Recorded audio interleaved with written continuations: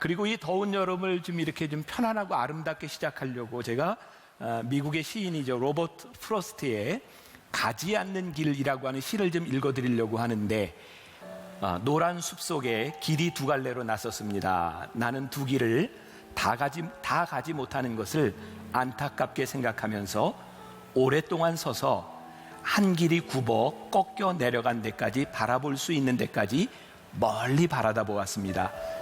그리고 똑같이 아름다운 다른 길을 택했습니다. 그 길에는 풀이 더 있고 사람이 걸은 자취가 적어 아마 더 걸어야 될 길이라고 나는 생각했던 게지요. 그 길을 걸음으로 그 길도 거의 같아질 것이지만 그날 아침 두 길에는 낙엽을 밟은 자취는 없었습니다. 나는 다음 날을 위하여 한 길을 남겨두었습니다.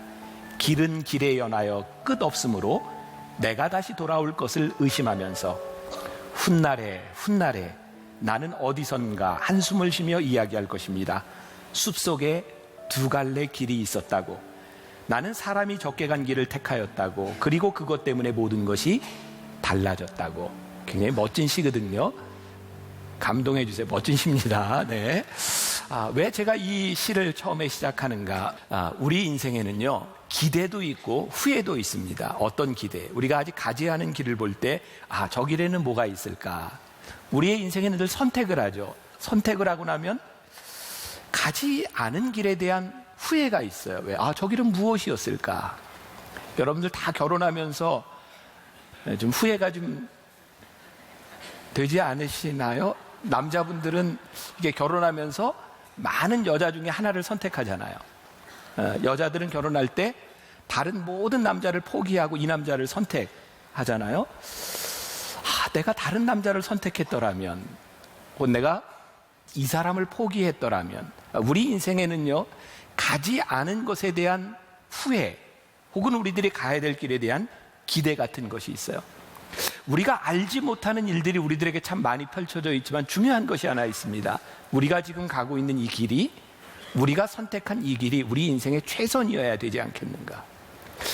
우리가 어떻게 최선의 길을 갈 수 있을까? 우리들이 하나님께, 오늘 제가 성령님께 묻다라고 했는데, 하나님께 우리의 인생을 물으며 우리가 간 길이 후회하지 않을 길이라면 우리는 인생을 올바로 산 사람이 아닐까? 오늘 본문 말씀 가운데 참 독특한 말씀이죠. 하나님에 대해서 이야기를 하는데, 하나님은 어떤 분이라 그래요? 스스로 숨어 계신 하나님이다. 왜 성경은 하나님을 스스로 숨어 계신 하나님이라고 이야기했을까? 하나님이 숨어 계신 이유는 우리로 하여금 찾지 말라고 하는 것일까? 이사야서는 그렇게 이야기하지 않습니다. 하나님은 숨어 계신데 그분은 여전히 우리의 구원자시다. 제가 말씀을 준비하면서 그냥 이렇게 떠올랐던 옛날 우리 어린 시절에 숨바꼭질을 했어요. 요즘 애들은 그런 거 하는지 모르겠어요. 순례를 정해놓고 꼭꼭 숨어라 머리카락 보일라, 꼭꼭 숨어라 머리카락 보일라, 이걸 이제 몇 번 하고 이제 찾는 거죠. 자, 여러분, 숨바꼭질 찾는 사람도 있고 순례, 그 다음에 숨는 사람도 있습니다. 여러분, 이 숨바꼭질이 숨으면서 너는 절대 못 찾으니까 이제 못 찾는 거야, 이렇게 끝나는 건가요? 순례가 포기하는 건가요? 숨바꼭질의 긴박감은요, 못 찾을 곳에 숨어 있는 사람을 찾아내는 겁니다. 제가 숨어 계신 하나님이라고 하는 이 말씀을 제가 묵상하면서 떠올랐던 건 바로 이런 모습이었어요. 하나님이 우리에게 숨어 계시다라고 하는 것은 하나님이 우리와 관계없거나 우리들로 하여금 찾지 못하게 하심이 아니라 우리의 신앙에 긴장감을 더해 주시는구나. 만약 오늘 우리들에게 하나님이 보이지 않는다면 우리들이 하나님을 찾아야 되는 그것은 뭔가 우리들의 신앙에 긴장감을 높여주는 일이구나 라는 생각이 들었어요. 왜 우리는 성령님을 찾고 성령님께 물어야 할까요? 지금 계속 성령님에 대한 말씀을 나누고 있죠. 요한복음 14장 26절에 보면 우리 같이 봉독해 볼까요? 보혜사 곧 아버지께서 내 이름으로 보내실 성령, 그가 너희에게 모든 것을 가르치고 내가 너희에게 말한 모든 것을 생각나게 하시리라. 보혜사 성령님이 우리에게 오실 텐데 그분이 어떻게 해요? 모든 것을 가르쳐 주신대요. 생각나게 하신대요. 그러니까 우리가 성경을 믿는 사람이라고 하면 우리들이 보혜사 성령님께 물어야 하는 것이 확실한 거죠. 그러면 우리는 우리의 삶에서 어느 때 성령님께 물어야 할까요? 아주 중요한 일입니다. 저는 말씀을 준비하면서 우리들에게는 두 가지 상황이 있다. 하나는 우리 인생이 참 순조로울 때가 있고, 또 하나는 우리 인생이 참 어려울 때가 있다는 거예요. 신기한 것은 우리의 인생이 참 순조로울 때도 하나님이 보이지 않을 때가 있고요, 너무너무 어려울 때도 하나님이 보이지 않을 때가 있다는 거예요. 여러분, 이스라엘 백성이 출애굽해서 가나안 땅에 들어가는데 그 모든 과정 가운데서 이스라엘 백성들은 하나님의 인도하심을 받습니다. 그리고 요단강을 건너는 때 하나님이 어떻게 건너라 말씀하셨고, 여리고성과 싸울 때도 하나님께서 알려주셨어요. 이스라엘 백성들은 하나님께 묻고 하나님이 말씀하시는 것을 통해서 승승장구합니다. 그런데 참 놀랍죠? 여리고성을 점령하고 나서 가나안 땅을 다 차지한 것 같았을 때 아주 작은 성읍 아이를 앞에 놓고는 하나님께 묻지 않습니다. 혹시 지금 여기 있는 여러분들 가운데 내 인생이 너무너무 잘 나가, 하나님이 나를 축복해 주셨어 라고 생각하는 분들에게 정말 위험한 것이 있는데, 우리의 인생이 잘 될 때 우리는 하나님께 물으려 하지 않는다는 거예요. 이스라엘 백성이 아주 어려움에 처하게 됩니다. 아주 작은 성 하나를 놓고 하나님께 묻지 않음으로 인해서 아이성 전투에서 패배합니다. 여러분, 여호수아서 9장으로 넘어가잖아요. 이스라엘 백성들이 이제 아이성에서도 이기고 죄를 회개하고 승승장구할 때였는데 또 문제에 봉착합니다. 기브온에 있는 그 백성들이 이스라엘 백성들이 전쟁에 능한 것을 보고 하나님이 어떤 분이신지를 알고 변장을 하고 속이고 여호수아를 만납니다. 그리고 화친을 맺자 그러는 거예요. 내가 너희에게 종이 될 터이니 우리 싸우지 말자. 하나님께서는 너희들이 들어가는 그 땅의 모든 족속을 진멸하라고 했는데 여호수아는 그냥 그들이 변장하고 온 것을 바라보면서 화친을 맺습니다. 여호수아가 나중에 그 사실을 알고 굉장히 힘들어하는 일이 생기게 되죠. 여러분, 우리들의 문제가 무엇인가요? 하나님께 묻지 않고 맹세한 것으로 인하여 평생의 멍해를 안고 살아가는 거예요. 여호수아서 9장 14절에 보면 이렇게 말씀이 기록되어 있어요. 무리가 그들의 양식을 취하고는 어떻게 할지를 여호와께 묻지 아니하고, 그래서 이스라엘 백성은 그 땅에서 기브온 족속과 평생 싸우며 멍에를 메고 살아갑니다. 여러분, 참 무서운 일이고 두려운 일인데, 우리의 인생이 참 잘 나갈 때 하나님께 묻지 않음으로 인하여 우리들이 지고 있는 멍해가 있어요. 저는 우리 성도들이 저를 포함해서 우리들의 인생에 정말 중요한 잘 나가는 순간에 우리들이 하나님께 물어야 하는 것을 물을 수 있다면 우리의 인생의 실수를 줄일 수 있지 않을까. 또 하나, 우리들의 삶에 고달파질 때 우리들은 하나님이 보이지 않는 거예요. 이 오스왈드 챔버스는요, 이런 말을 했어요. 하나님께서 침묵하셔도 불안하지 않을 정도로 그분과 친밀하십니까? 여러분들 지금 고난이 오는데 내가 하나님께 묻지 않아도 될 만큼 하나님이 알아서 해주실 거야, 하나님이 내 옆에 계셔 라고 믿을 만큼 하나님께 친밀한가, 이 말이에요. 여러분들이 만약에 그런 친밀함이 없는데 여러분들의 삶의 고난 가운데서 하나님께 묻지 않는다면 우리의 인생은 힘들어집니다. 여러분, 우리의 인생에요, 고난이 문제가 아닙니다. 고난의 이유를 모르는 것이 문제입니다. 만일 우리 인생에 고난이 올 때 우리들이 그 고난의 의미를 알 수 있다면 하나님께서 그 고난을 통하여 우리들에게 무엇을 말씀하시는지를 우리들이 깨달을 수 있다면 고난 가운데서 우리는 하나님과 동행하죠.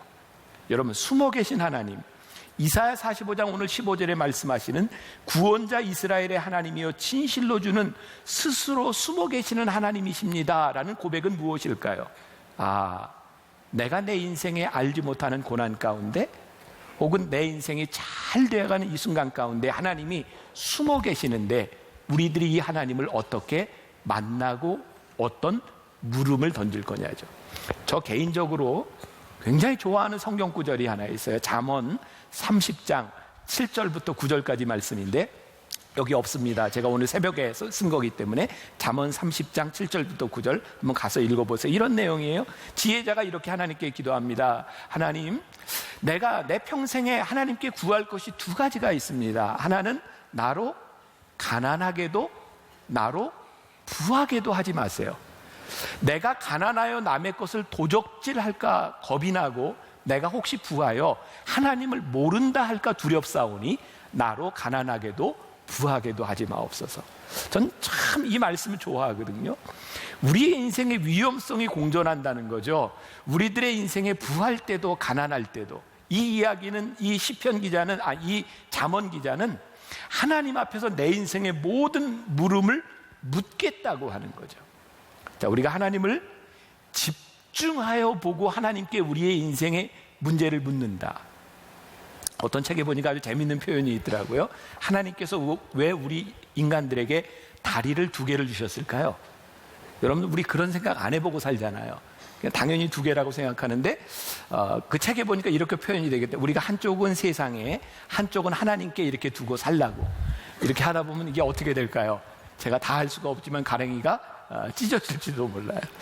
우리의 인생은 이쪽에 발을 하나 걸치고 이쪽에 발을 하나 걸치라고 2개를 주신 것이 아니라, 이건 제 표현입니다.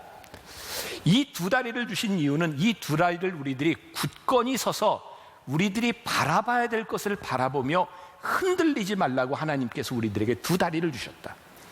왜 우리들에게 2가지 눈이 있을까요? 제가 설교하면서 이쪽 끝과 저쪽 끝을 함께 볼 수 있도록 2눈을 주셨을까요?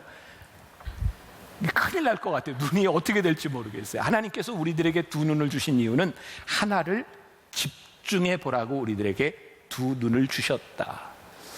저는 오늘 그런 생각을 합니다. 오늘 숨어 계신 하나님, 우리들이 성령님께 물어야 된다고 하는 것은요, 우리들이 더 간절하게, 진실하게 우리들이 하나님이 어떤 분이시고 우리들에게 무엇을 말씀하시는지를 진지하게 물어보라는 거죠. C.S. 루이스라고 하는 사람은 이렇게 말을 해요. 그리스도인이 된다는 것은 용서할 수 없는 일을 용서한다는 것이다. 무슨 말이에요? 그리스도인이 된다고 하는 것은 하나님께 묻고 하나님이 말씀하시는 그 마음으로 인하여 우리들이 할 수 없는 것을 하게 되는 것이에요. 우리가 성령님께 우리 인생의 문제를 묻는다고 하는 것은 무슨 의미일까요? 여러분들의 생각으로, 우리의 이성으로 할 수 없는 일들 가운데 하나님의 마음이 보이기 시작한다는 거예요. 우리 주님이 우리 옆에 나와 이렇게 같이 가시고 있지 않은데 주님과 함께 할 수 있는 게 있어. 그게 뭐냐면 너희의 믿음이야. 너희들이 기도하는 일이야. 우리는 성령의 기름 부으심, 그걸 참 많이 꿈꾸는데, 성령의 기름 부으심은 우리들이 힘들고 어려운 때를 지나갈 때 어쩌면 우리들에게 더 필요한 일일지 몰라요. 근데 우리들이요, 성령님께 묻는데 잘못된 물음을 물을 때가 있어요. 아주 중요한 이야기입니다. 제가 계속해서 인용하고 있는 켄달의 책에 보면 이런 이야기가 나옵니다. 잘 들어야 이 말이 이해가 됩니다. 문득 켄터키에 있던 한 목사의 이야기가 떠올랐다. 교회 일로 어려움을 겪고 있던 그는 갑자기 하와이에 있는 한 교회로부터 담임 목사로 와달라고 하는 제의를 받게 되었다. 그 목사는 부인에게 이렇게 말했다. 여보, 당신은 짐을 싸요.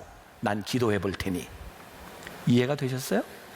이렇듯 이미 우리의 마음이 정해진 상태에서 주님의 마음을 알기란 쉽지 않다.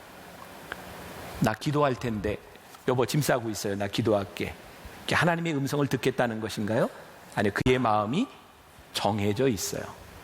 우리는 기도하면서요, 무언가를 얻기를 위합니다.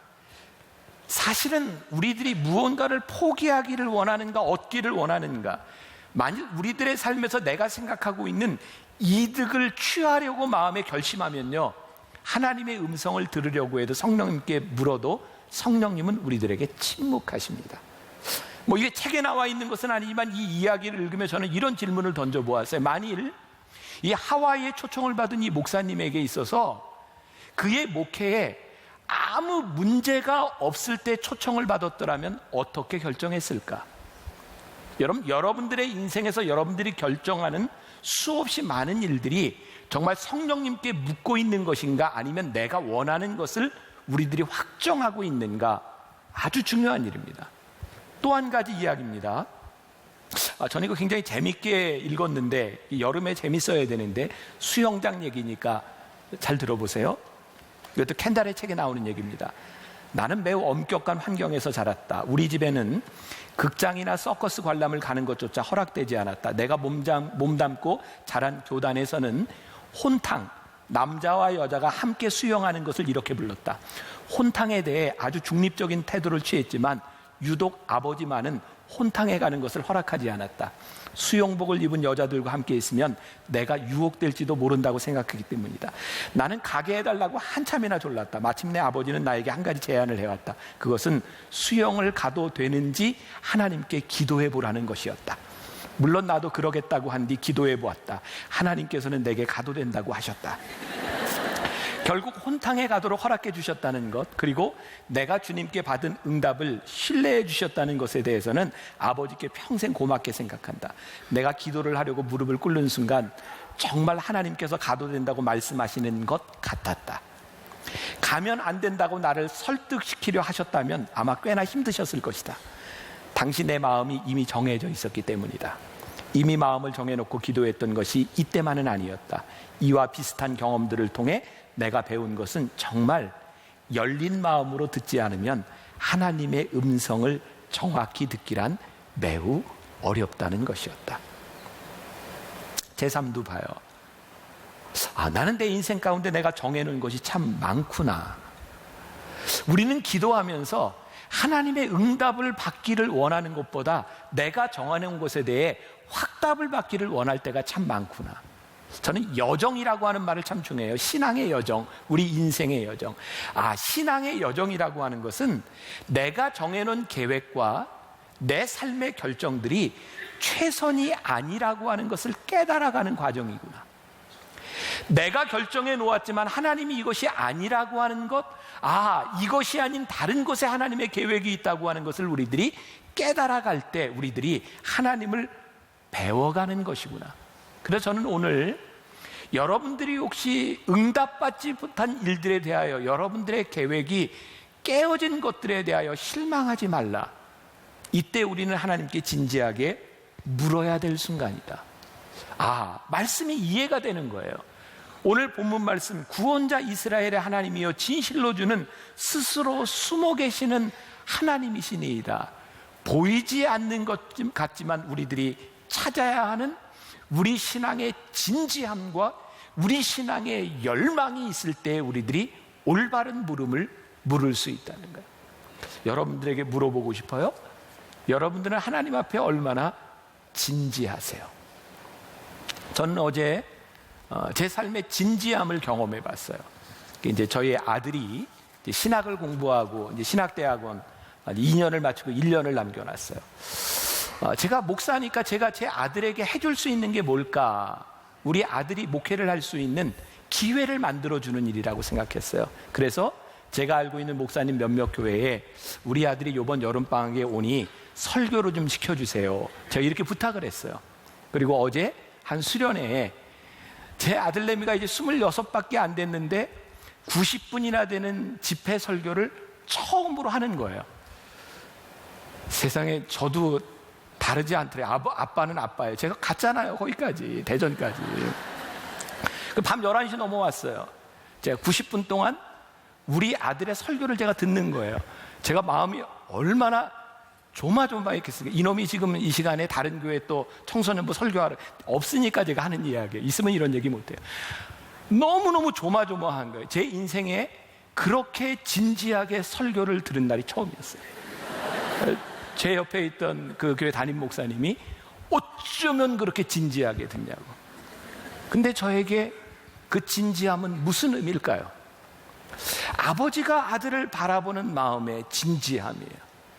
저는 우리가 하나님을 우리의 아버지로 우리들이 믿을 때 하나님이 우리를 보시는 것과 더불어서 우리 인생에 하나님께 우리의 인생의 문제를 묻는 것은 정말 진지함이 필요하고 우리들에게 열망이 필요한 일이구나. 한마디도 놓치지 않으려고 하는 우리의 진지함이 우리들에게 하나님의 음성을 듣게 하는 것은 아닐까. 그래서 하나님이 우리들에게 나는 숨어있는 하나님이야.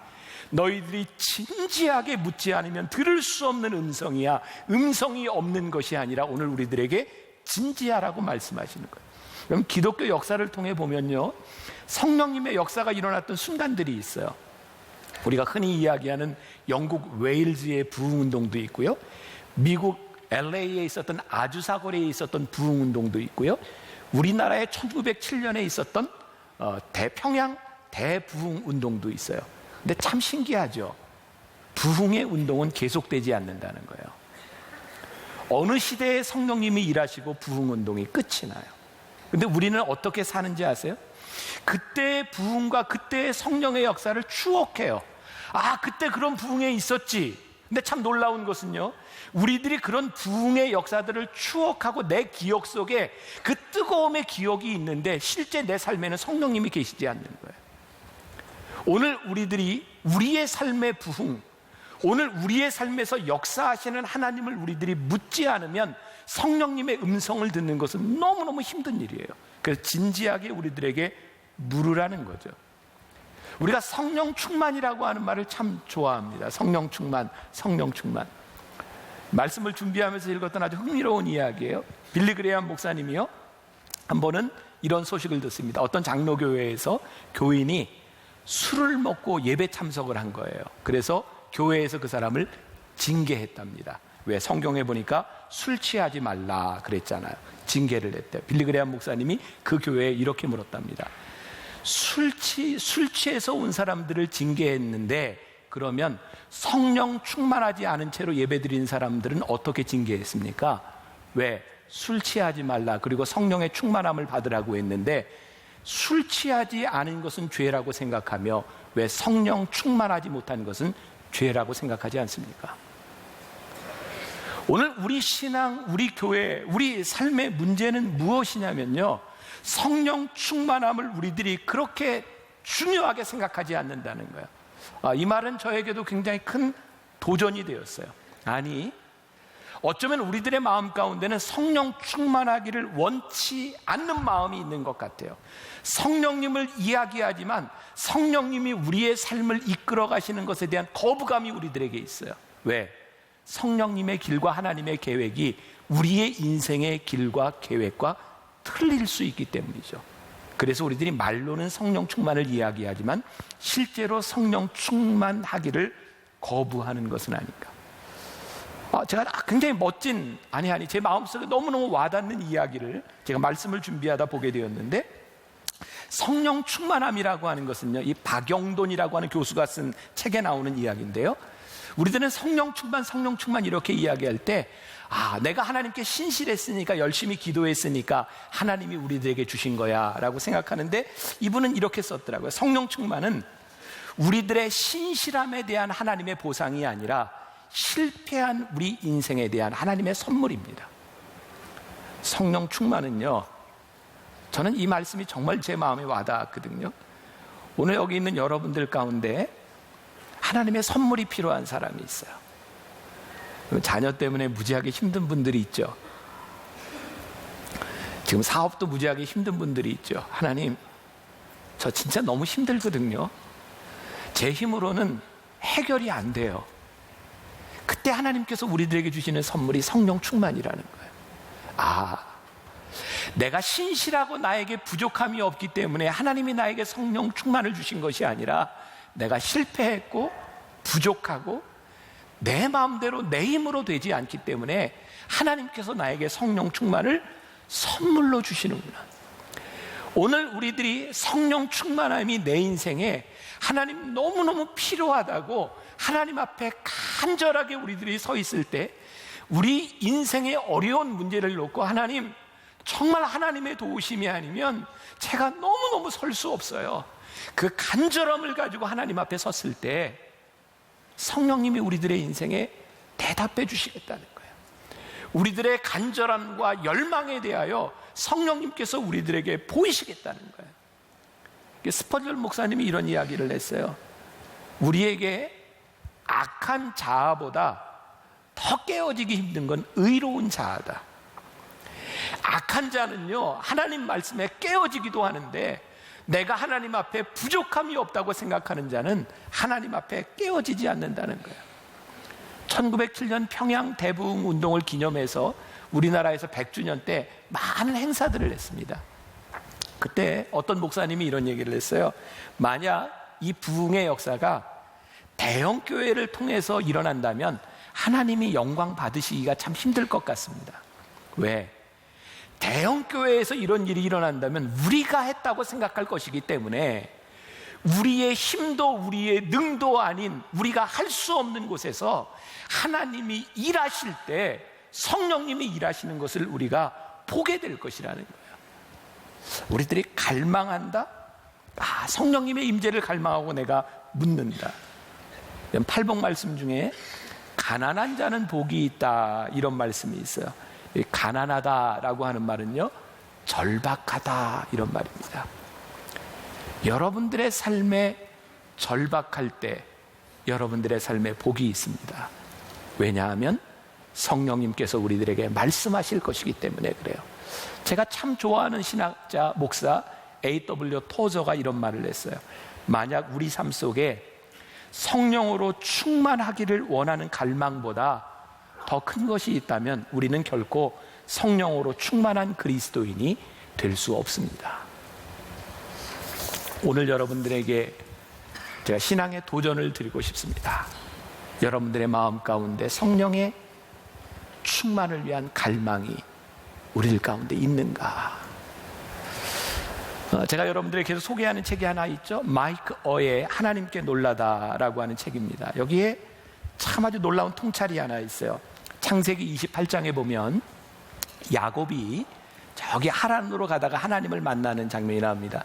야곱이 잠 깨어 일어난 후 아시죠? 돌베개 베고 잠 갔습니다. 거기 브엘세바에서 돌베개를 베고 자다가 거기에서 하나님을 만나죠.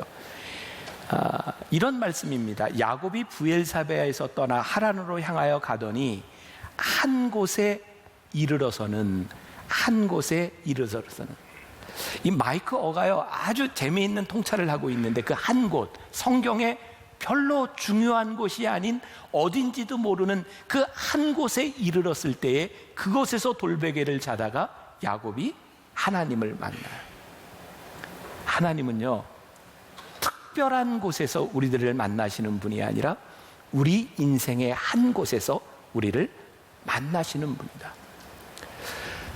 다른 종교는 거룩한 성전을 지어놓고 거룩한 모습을 지어놓고 여기에 하나님이 있다, 여기에 신이 있다라고 이야기하지만 하나님은 그곳에 머무시는 분이 아니라 우리 인생의 한 곳에서 우리를 만나시는 분이다. 그게 야곱이 깨어나서 놀란 것은요, 하나님을 만난 것 때문에 놀란 것이 아니라 이곳에 하나님이 계시다는 것에 야곱이 놀랐다는 거예요.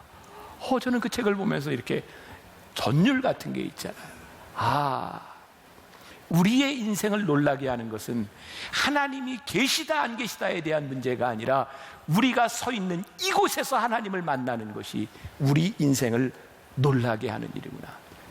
오늘 우리가 물어야 하는 것, 성령님, 특별한 장소가 아니라 우리들의 삶의 한가운데서 우리들이 만나는 성령님. 제가 여러분들과 지난해 고린도전서 말씀 묵상하면서 제가 제일 많이 했던 이야기 가운데 하나가 그거죠. 고린도 교인들이 싸웠어요. 왜 싸웠냐면 서로가 옳다고 싸운 거예요. 근데 고린도전서에서 사도 바울이 끊임없이 이야기하는 거예요. 하나님의 마음은, 성령님은 너희들이 옳고 그르냐에 있는 것이 아니라 어디에 하나님의 마음이 있느냐를 알아야 된다는 거예요. 여러분, 우리가 옳은 일을 하는 사람이라면 성령님께 물어야 될 필요가 있을까요? 그냥 옳은 일을 하면 되잖아요. 근데 성령님은 이 옳은 일을 넘어선 하나님의 마음을 우리들에게 알라고 말씀하시는 거예요. 여러분들이 옳은 일을 행하기 위해서 바득바득 싸우는 것이 아니라 어디에 하나님의 마음이 있는지를 우리들이 알 수 있을 때 우리들이 포기해야 될 것도 있고 우리들이 순종해야 될 것도 있는 거예요. 하나님의 음성을 듣고 성령님의 음성을 듣고 우리들이 구별한다고 하는 것은요, 하나님과 사단의 일을 구별하는 정도의 차원이 아니라는 거예요. 다른 차원의 문제예요. 하나님이 우리들의 삶을 인도하시는 것에 대한 물음. 제가 이번 여름 이열치열 부흥회, 앞으로 3주 동안 다른 말씀으로 할 텐데 제가 그 말씀의 제목들을 쭉 보면서 제 마음 가운데 어떤 기도가 나왔는지 아세요? 하나님, 이 말씀 가운데 우리 성도들을 향한 하나님의 말씀이 있는 줄 믿습니다. 저는 그분들이 여기 와서 어떤 말씀을 전할지 몰라요. 단지 제가 아는 건 제가 믿을 수 있는, 제가 좋아하는 우리 성도들에게 말씀을 전해줬으면 좋겠다고 하는 분들을 제가 초청한 것뿐이에요. 그런데 제 마음속에 기대가 있는 거예요. 하나님, 우리 성도들에게 이 말씀을 통하여 하나님 어떤 음성을 들려주실지, 무엇을 구별하게 할 수 있을지 하나님 그 말씀이 들려지게 하여 주옵소서. 오늘 김수민 목사님이 기도하는데 제 마음속에 확 와닿은 게 있어요. 하나님, 오늘 우리들이 인생의 문제를 가지고 하나님께 물을 때에 이 예배 시간을 통하여, 말씀을 통하여 하나님 대답하여 주시옵소서. 문제가 뭐예요? 우리들이 묻지 않는다는 거예요. 하나님 앞에 진지하지 않다는 거예요. 하나님 앞에 열망이 없다는 거예요. 이번 여름을 지나며 여러분들에게 주시는 하나님의 열망, 제가 주님의 말씀을 정말 듣고 싶습니다. 여러분들 가운데 근심, 걱정 있는 분들이 있죠. 어떤 분이 참 멋진 표현을 썼더라고요. 두려움은 대상이 있지만 걱정과 근심은 대상이 없대요. 그래서 걱정과 근심과 불안은 우리의 마음속에 뭔지 모르게 생겨나는 거라는 거예요. 두려움의 대상이 있으면 그건 이기면 되는데 이 걱정과 불안은 우리를 너무너무 힘들게 한다는 거예요. 빌립보서 4장 7절 말씀에 모든 지각에 뛰어난 하나님의 평강이, 이 말씀 기가 막히잖아요. 모든 지각에 뛰어난 하나님의 평강이 여러분들에게 있기를 간절히 소원합니다. 어떻게? 숨어 계신 하나님이 우리의 삶에서 일하실 때, 숨어 계신 하나님이 진지하게 우리들의 삶에서 일하실 때, 이곳에 이르러 나를 정말 너무너무 놀라게 한 것은 하나님, 제가 살아가는 이 삶의 현장 한가운데서 하나님을 만났다는 것입니다. 하나님이 저에게 힘을 주셨다는 것입니다. 하나님이 저에게 능력을 주셨다는 것입니다. 오늘 여러분들이 하나님께 진지하게 묻고 여러분들의 마음속에 결정된 것이 아니라 주님 말씀하시면 제가 순종하겠습니다, 저에게 말씀하여 주옵소서. 그렇게 묻고 듣고 돌아가는 여러분들이 되시기를 주님의 이름으로 간절히 축원합니다.